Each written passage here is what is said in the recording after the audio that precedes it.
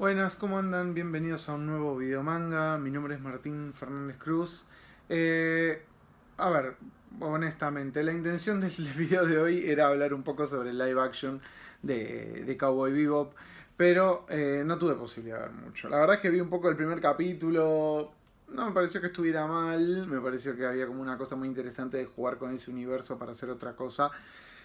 Pero bueno, por cuestiones de laburo y demás no lo pude ver, pero me parece que siempre es buen momento, siempre es buena excusa, siempre se puede hablar de Cowboy Bebop. Va a ser la primera vez que en este canal hablemos de anime. Yo no soy un gran consumidor de anime, por lo menos ahora, tuve una época en los 90, principios de los 2000 sí, de mirar mucho anime.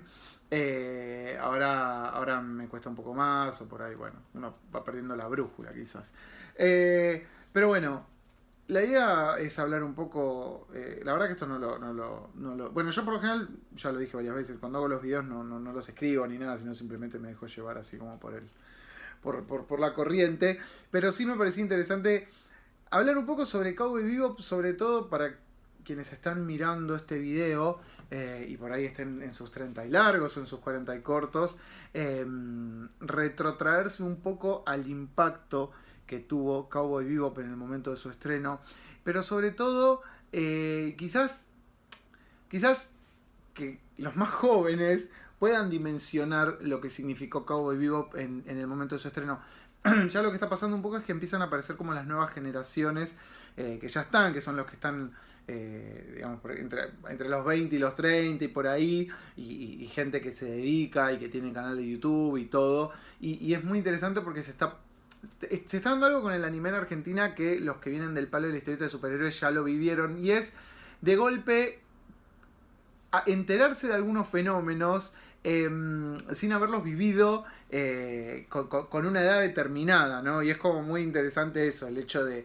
Siempre me acuerdo, no sé si lo dije en algún video, creo que fue en el grupo de Manga Argentina que alguna vez alguien dijo, pero posta Camelot era como dicen, y los más grandes, los más viejos salimos y dijimos, y sí, Camelot era posta como dicen. Pero entonces es como interesante entender cómo fue el fenómeno de Cowboy Bebop realmente a finales de los 90. Ya es como casi una. Lo voy a empezar a hacer como cábala. Hay un vinilo. El año pasado se editó un vinilo doble con parte de la música compuesta por Yoko Kano. Es como una cosa increíble esta caja. Pero bueno, nada. Y obviamente hablar de Cowboy Bebop tiene que ver con hablar sobre la música de Cowboy Bebop.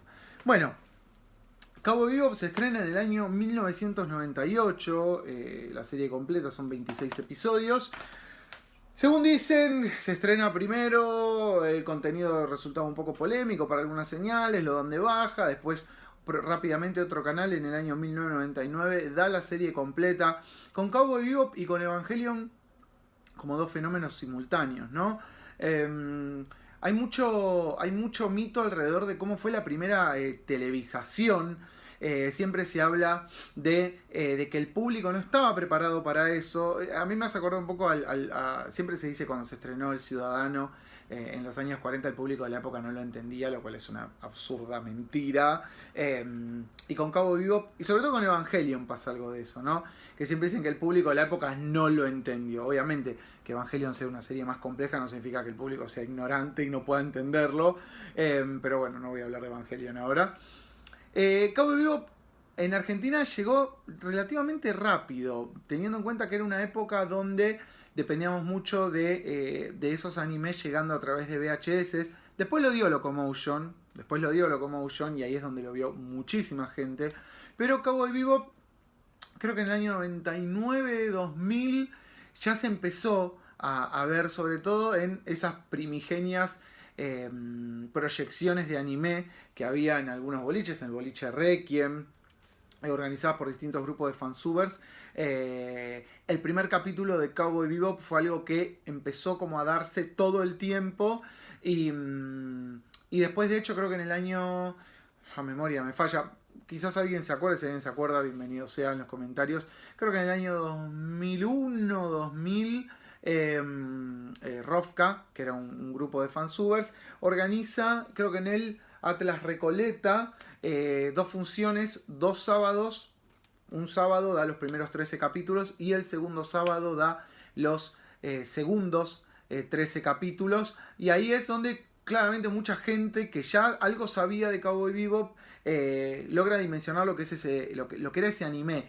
En ese momento se da una especie de rivalidad muy divertida que tiene que ver obviamente con los que considerábamos que Cowboy Bebop era el gran anime del momento contra los que consideraban que Evangelion era el gran anime del momento. Eran 2 series, fue como un momento, digamos, de ruptura para los que veíamos anime, por lo menos en Argentina, ¿no? Veíamos series de manera muy sesgada, veíamos lo que llegaba, de la manera en la que llegaba,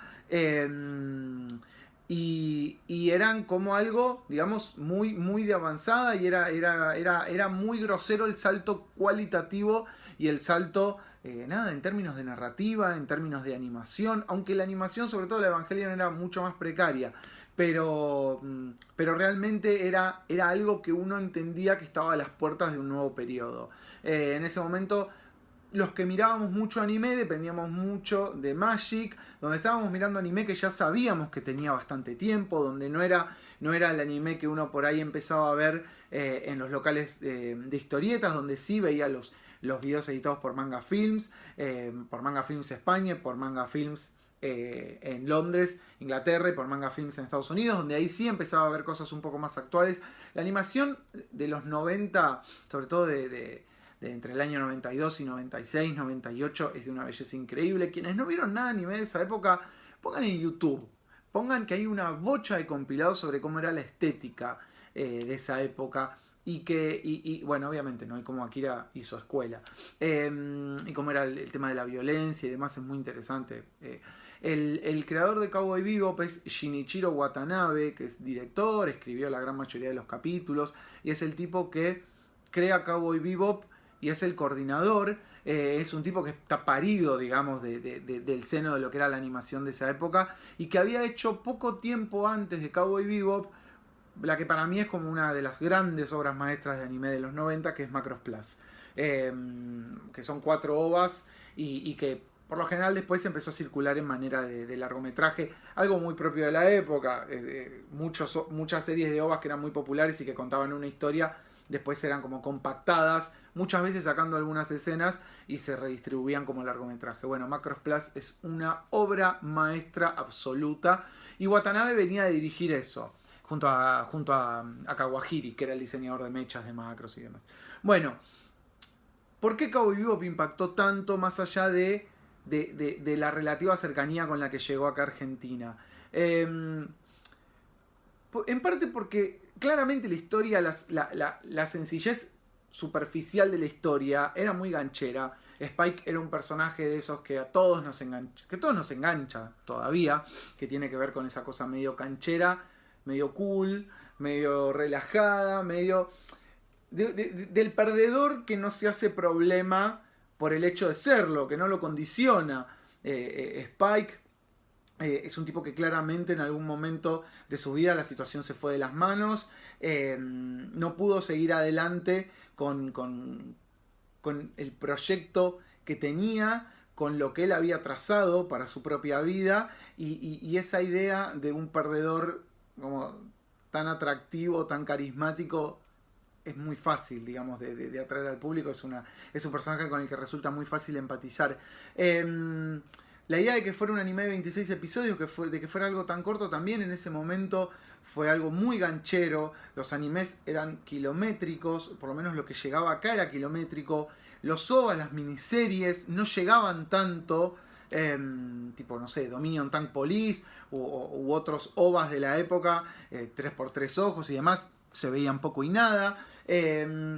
Y saber que esta historia tenía tan poca cantidad de capítulos, que la gran mayoría de sus capítulos eran autoconclusivos, y que en líneas generales respondía a todo un status quo, algo era muy atractivo porque permitía que cualquiera se enganche en cualquier momento. Pero para mí lo que tenía mucho Cowboy Bebop era la riqueza en términos de las referencias, en términos de cómo era una serie que te invitaba a empezar a ver otras cosas. Es una serie que referencia mucho al cine clásico.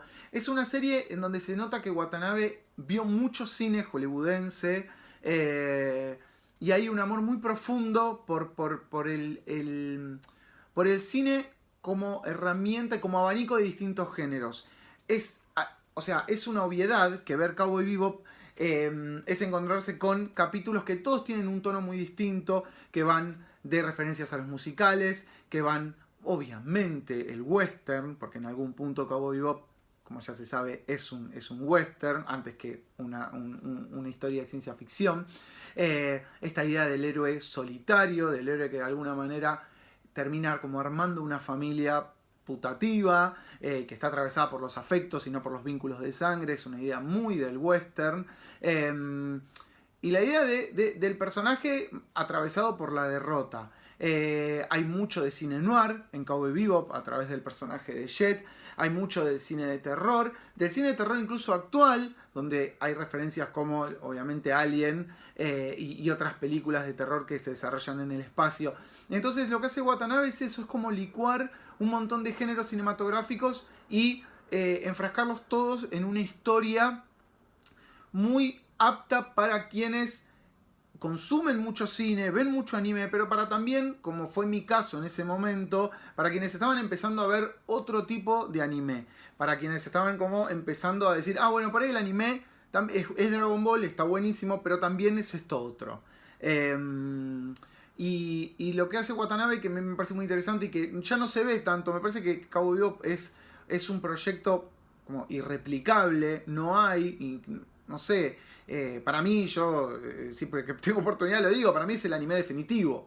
Yo sé que es medio viejo choto esto, y yo sé que hay mucho anime actual que no vi, entonces por eso es como estar anclado en una época de decir eso es fácil y es cómodo, pero a mí, yo que sé, a excepción de One Piece, pero digo, bueno, Evangelio, pero digo, ningún anime me interpeló tanto como One Piece, uy, he fallido, como Cowboy Bebop. Obviamente la música de Yoko Kanno, que o sea, yo me acuerdo de ver Cowboy Bebop inmediatamente, creo que en el Ares o algo así, empezar a bajar los temas como podía y armarme mis propios compilados. Pero digo, lo más interesante de Cowboy Bebop, y me parece que es el verdadero corazón de todo, es los vínculos afectivos de esos personajes y la facilidad con la que uno se siente parte de ese grupo. Uno puede ver cómo va creciendo el espíritu de familia a través de personajes que, de nuevo, ¿no? Parecen destinados a la soledad, todos los cinco, y que de alguna forma, y que de alguna forma la necesidad de establecer esos vínculos emocionales. Creo que eso es realmente lo importante de Cowboy Bebop, cómo uno ve eso y cómo de alguna manera la dinámica de esos personajes de ficción lo incorpora a uno como espectador. Uno se encariña mucho con Spike y demás. Salió después una película que es Knocking on Heaven's Door. A mí me enloquece la película. A mí me gustó, me pareció que está bien como un epílogo, como un bueno, nos despedimos, nos abrazamos todos, los amo, pero sigamos con nuestras respectivas vidas porque obviamente Cowboy Bebop tiene que ver mucho con eso. Bueno, como siempre, muchas gracias por haber escuchado hasta acá, por haberme visto hasta acá. Acá hay un muñequito de Funko que está muy bien. Y acá hay otro muñeco que también está muy bien. Así que nada, para los que vieron esto en YouTube, mi nombre es Martín Fernández Cruz. En Instagram me encuentran como Martín F. Cruz. Muchas gracias por haber escuchado hasta acá. Hasta luego y nos vemos.